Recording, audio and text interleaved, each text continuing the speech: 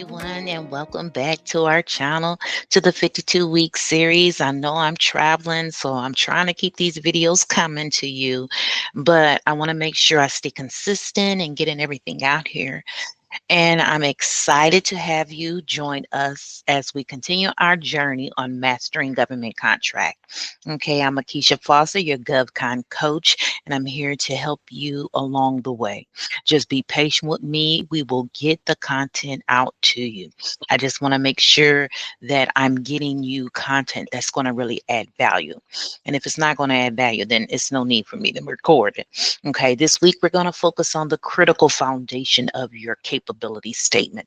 I've recorded videos before on the capability statement, winning a government contracting capability statement. So you can also go back and revisit that one and look at. I've also created a blog post as well. So I wanted to make sure, but I wanted to dive a little bit deeper into the capability statement, right? And why it is critical foundation. And if you're new to subcontracting or the government contracting place, the capability statement to me is your business, a resume, if you will. It's all accomplishments that you've done with your business. And so just like you do when you create your personal resume, you do the same thing with your business. To me, it's like a business card, a little bit more expanded. So that's how I picture it when I'm looking at it, because you know how we give them our business card. It's a snapshot, and the same thing with the capability statement. It's your snapshot of your business. But I love being able to say the resume because it gives you a little bit more detail than a business card. Business cards, it's just that snapshot. Okay. And then by the end of this training, I just want you to understand the basics and then go back and watch those videos. And let me see, I believe it was episode. Let me pull up. Hold on. When you got all these thousands of screens, you be having to make sure that you're not pulling up anything. Hold on, and I'll tell you because I have my other screen over here, which episode it was, the capability statement. Plus, I've done other the blog posts. So let me go to there for you, and I'll tell you exactly what hold on. It is the episode 26 looks like. A winning capability statement for government contractors was how to market your winning capability statement. But episode 21 is on how to create a winning capability statement for government contractors. That one, I took my time out. I went on HHS and got a example for you so that I can walk you through each part and each section of the capability statement. All right, so let me dive deep. But episode 21 is how to create a winning capability statement, and episode 26 is on how to market your capability statement. And this one is the capability statement basics, because I'm going through, if I felt like we missed some content in that episode, then I'm just going over it, making sure I keep adding to it. So that if you still, and if I receive any questions, I added those questions as well in the new video so I can keep the content fresh, updated, and give you new perspectives on how to do that. And on my website, you'll find the capability statement blog post for those who want to see the it. Some people like video, some people like audio, whatever. So that's why I have all those different ways you can get the content. So that way, if you need to print it out, put it in your book, because we still have our people out there who has. So the agenda was, what is a capability statement, key components of the capability statements, common challenges and solutions, and how to use your capability statement effectively, right? And then I just always give you some action steps and the next steps, the action steps, and then what after that, just keeping you abreast on the things you need to do. Okay, so key components of the capability statement. Believe me, the key components, you have to have that company overview. What do you do? Consulting? Do you do training? Are you a data scientist or whatever? Those company overview is going to be critical. And one example I had And for this one, I created an example. So the company, okay, so your business name is um, XYZ Technologies, right? Technology, tech solutions, whatever. And then you know what you're gonna have on there is that UEI, your cage code, and the NAICS. So say you're doing the computer design systems. All right. So your company overview is XYZ Tech Solutions is a leading provider of proprietary cybersecurity and data integration software designs to enhance threat detection and mitigate real-time cyber risk for federal agencies. Our software, so they put their proprietary software in there, is Cyber Shield 360 combines AI driven anomalies detections with real-time response to real-time response to secure critical infrastructure and sensitive government networks. So basically, that little blurb, it was just what, 2 or 3 sentences. That's your company overview. So if you're doing consulting services, whatever it is, that company overview makes a difference. So that's why I wanted you to understand, and because you're customizing it, you're differentiating, you're doing all that. So your core capabilities. Let's talk about the core capabilities.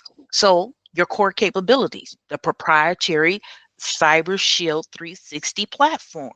Okay. And then what is it? AI driven. You will do a bullet point. AI driven, real time network analysis, and then your automated incident response. So and then another core capability. So only sticking to about 2 or 3. So that's why I really want to talk about this. Have real time network analysis, and then automate. And those things. Oh, though the fifth. Then we're talking about the data security compliance, right? So data security compliance, that could be the FISMA, FISMA, the NEATS, the NIST, 853 FedRAMP certified, your data security compliance. And then also the technical expertise. You got 10 plus years of technical expertise. And then your staff includes what? DOD, AIT level 3 certified experts. So that's the level of detail you're going to need when you're talking about the key components in your capability statement, because too many times I'm not seeing it, and it doesn't differentiate. It doesn't have any of those. So differentiation, I wanted to come up with an example for that. So the differentiation is proprietary AI engine, that 360. So that's how you're differentiating. That's one of your core capabilities, and you differentiate because it's proprietary, a patented platform for AI-driven threat detection and response. So then if you're FedRAMP certified, approved by DoD, those are differentiators. So understanding what different, it's just not I have strong capabilities, or it has to be something that is very unique for your company, and not many of you have it, but other people will have it, but it's not that's the difference. Or you might have rapid development. You see, so that's why when I keep saying the differentiators, make sure you have these key components in their differentiators. Then your past performance. Okay, so we were awarded what? Okay, so the past performance with Department of Defense, but in parentheses, I was a subcontractor. Or if you want to say I was on a team, because you're using your employee experience. Or if you were the prime, then of course you just put in the Department of Defense. And then you was awarded a source contract for network security. And then it was you were the only responsible source or something. What is that past performance? And then finally, the contact information. How do they get in touch with you? So this is just the basic overview, and I wanted to give you more detail into why I recorded this video and why I wanted to discuss these key components of the capability statement. You have to define. I'm telling you, I've seen too many generic capability statement. They're not customized. They're not really speaking to the core capabilities, differentiators, or your past performance. And then making sure you have that good contact information. And that's what I wanted to discuss in this video. And then just a few things I've noticed as I've been doing my counseling sessions and talking with other small businesses. Okay, challenge one, not knowing what to include. So that's why I had to go back and re-record a video saying, okay, now these are the core sections that must be in that capability statement. And then once you've got all that done, put it in a Word document, get all this information and put it on Fiverr or Upwork to get someone to design it, because that is your marketing material. That's who you're going to be sending to the agencies. That's the information you're going to be sending to the State Department, local, you know, even it's like a brochure. You can use it as a brochure and send it to your commercial clients. You can take off the UEI, you can do whatever you want. Having different ones for the private sector, for state and local, and then for the federal. Having those different capability statements, because they're marketing material. That's what it is, telling everyone about your company.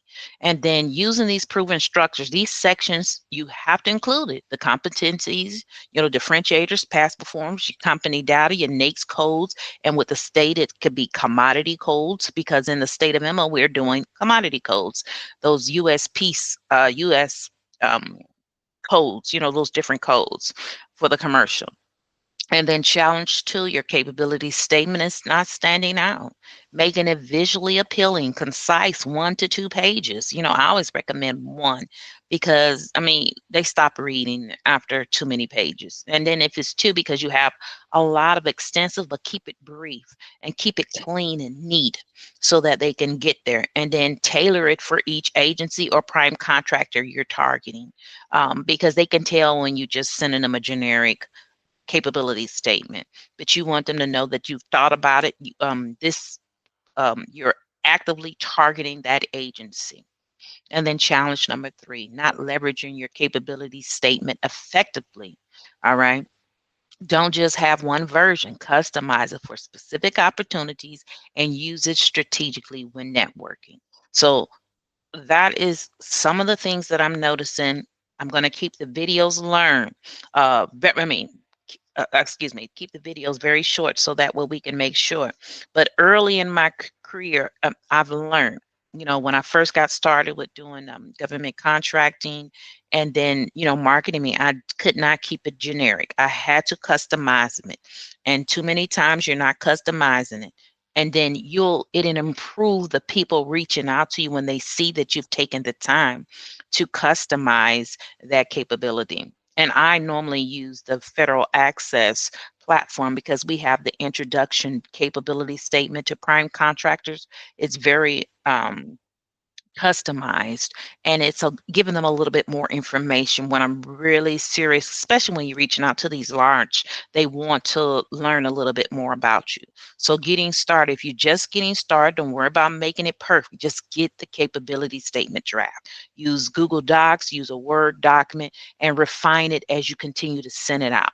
And then getting feedback when you're at your mentors or talking to your mentors and everything. And then purchase the Government Sales Manual by Joshua Frank. Invest in your knowledge. Invest in it. This is part of your business development. This is part of your education, your professional training, those continuous learning points to keep your business going. And that book is phenomenal. And he has a chapter on how to create that capability statement. Plus, if you join the group coaching program, you get those templates. We have all those templates in the group coaching program, and it's several templates in there. All you got to do is just plug your company details in, change the colors to whatever, and that way you save time and you in compliance. You have all of those things in there. So think about that too, making that investment into your company. And then finally, take action and stay tuned for the next video. And if you have still other questions, comment below and I answer your questions in future videos. And You can connect with me on LinkedIn, subscribe for updates. When you're ready, take the next step. Join the group advisory coaching program or the one-on-one fast track coaching program so you can get that individualized, specialized attention, and then we can customize it for you. Now, say you don't know what you want to do, just book a clarity call. Just and no commitments, no obligations, no nothing, but I can help you move to the next step. So just book your clarity call. And for Upwork consultations and projects, you have to send me a message. I have a wait list for that because I had an overwhelming amount of people reaching out for the Upwork consultations because that's the live recorded training videos, and it's customized for your business. I do it intake. I see what's going on with your business, your current state, and then we walk you through getting you to the end state of winning subcontracts or winning contracts. And then stay tuned for our next training, exploring micro purchase market. The micro purchase market, because the GPC, but things are changing. So that's why I'm waiting to record that video to see what's the updates because the new administration. So thank you for watching. I look forward to talking to you and see you in the next video. Take care now. Bye.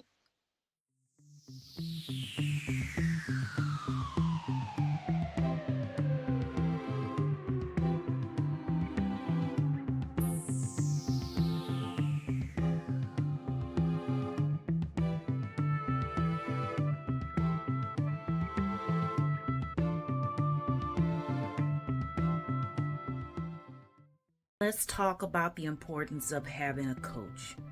A coach challenges you, keeps you accountable, and helps you unlock your full potential. And as a GovCon coach, this is exactly what we do for our small business. We provide guidance, strategies, and support needed to navigate the complex world of government contract. And together is how you reach new heights. And the best athletes out there know this: the Simone Biles, the Shakira Richardsons, the Serena Williams. So if you feel like you are ready to take it to the next height, join the group coaching program. Take care now.